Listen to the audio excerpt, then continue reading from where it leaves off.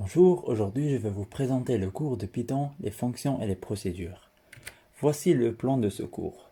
On va commencer par une introduction, ensuite on va passer vers les procédures, ensuite les fonctions, on va parler à propos de la récursivité et finir le cours en parlant sur les variables locales et globales. Les fonctions sont très utilisées afin d'assurer la réutilisabilité du code. Ils assurent le fait d'utiliser un minimum d'instructions pour répéter le code. Par exemple, si on a besoin d'afficher un message ou un menu ou n'importe quoi, sans fonction, on doit copier le code et le coller plusieurs fois, ce qui va rendre le code difficile à lire et difficile à réutiliser plus tard. Par contre, si on utilise des fonctions pour limiter l'utilisation des éléments spécifiques, par exemple des fonctions pour l'affichage d'un menu, ou des fonctions pour lire ou pour modifier des valeurs, ou pour effectuer des opérations, cela va nous faciliter la lecture du code et la réutilisabilité si on souhaite les réutiliser plus tard dans d'autres projets. La procédure est un ensemble d'instructions indentées qui ne fait pas de retour. Donc une procédure ne retourne rien. La procédure peut traiter des informations, afficher le résultat ou changer la valeur des variables. Quand on parle d'afficher le résultat, on utilise la fonction prédéfinie print. Donc la procédure n'a jamais de return. Voici la syntaxe de la procédure. On met def en minuscule, le nom de la procédure et les paramètres dont elle dépend entre parenthèses séparées par des virgules. On ferme la parenthèse, deux points, et on indente le code dont on aura besoin à l'intérieur de la fonction. On peut bien sûr faire une procédure qui n'a pas de paramètres. Donc, on va mettre des parenthèses fermées qui sont vides à l'intérieur. Voici quelques exemples des procédures.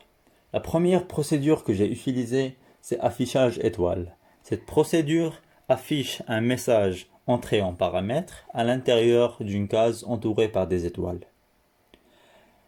Le deuxième exemple, c'est celui à droite. J'ai créé une fonction qui s'appelle changer a. Cette fonction change la valeur du variable nommé var à l'extérieur de la fonction en utilisant l'opération spécifiée à l'intérieur de la fonction. Le troisième exemple est le produit.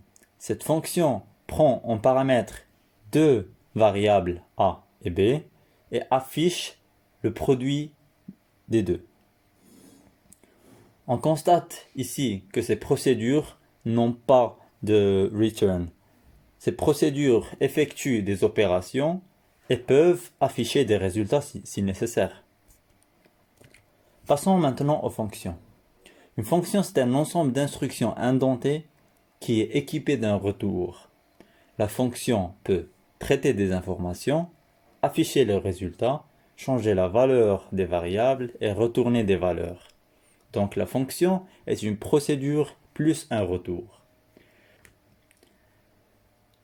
L'utilisation du retour à l'intérieur des fonctions implique l'arrêt de l'exécution des instructions après.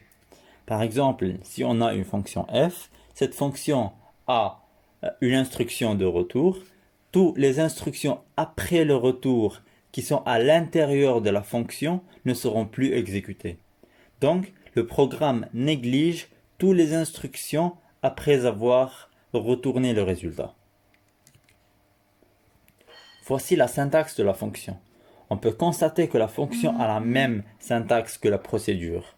Donc une fonction a la syntaxe de la procédure plus le return, ce qui va nous retourner un résultat spécifique. Voici quelques exemples de la fonction. La première fonction que j'ai créée prend en paramètre une liste. Cette fonction calcule la somme des éléments de cette liste et nous retourne le résultat. Le deuxième exemple, c'est l'exemple de la fonction qui vérifie si la liste prise en paramètre est triée ou pas.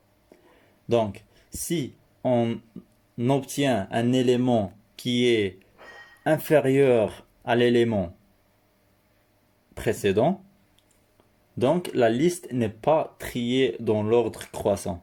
Donc la fonction va nous retourner la valeur false. On voit ici que on a mis le return false à l'intérieur de la condition, à l'intérieur de la boucle for.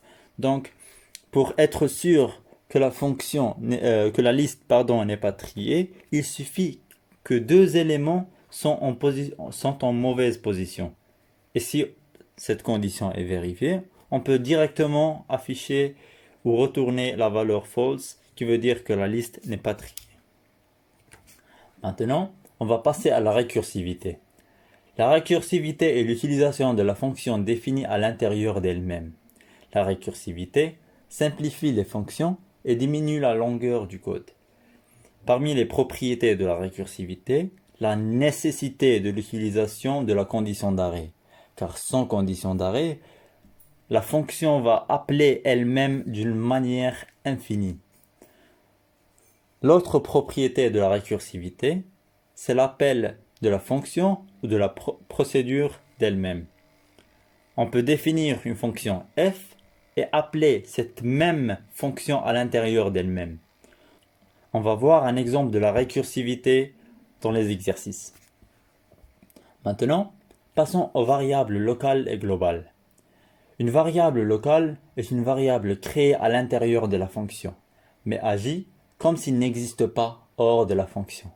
Par exemple, si on prend une variable a à l'intérieur d'une fonction, et cette variable a, soit elle est définie à l'extérieur de la fonction ou pas, une fois qu'on quitte l'exécution de la fonction, la variable a n'est plus accessible. Donc on ne peut pas avoir sa valeur et on ne peut pas accéder à cette variable.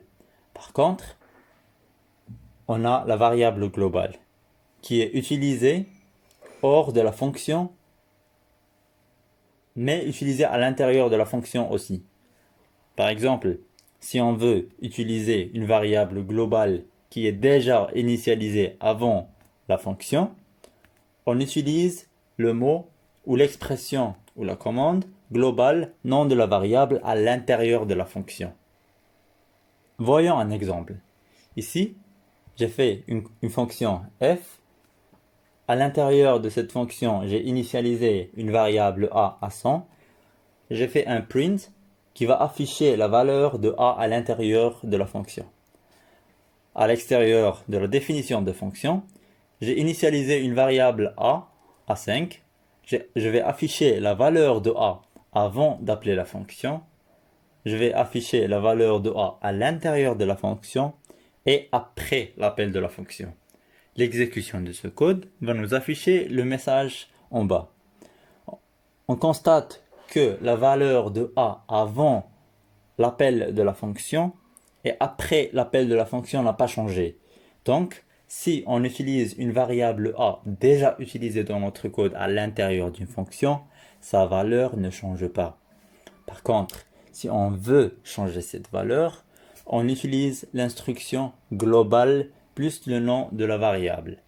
Ici, j'ai pris la variable a que j'ai initialisée à 5, j'ai utilisé la même fonction en ajoutant l'instruction globale a, et j'ai exécuté le même code. On constate ici que la valeur de a changé après l'exécution de la fonction. Il faut faire attention ici.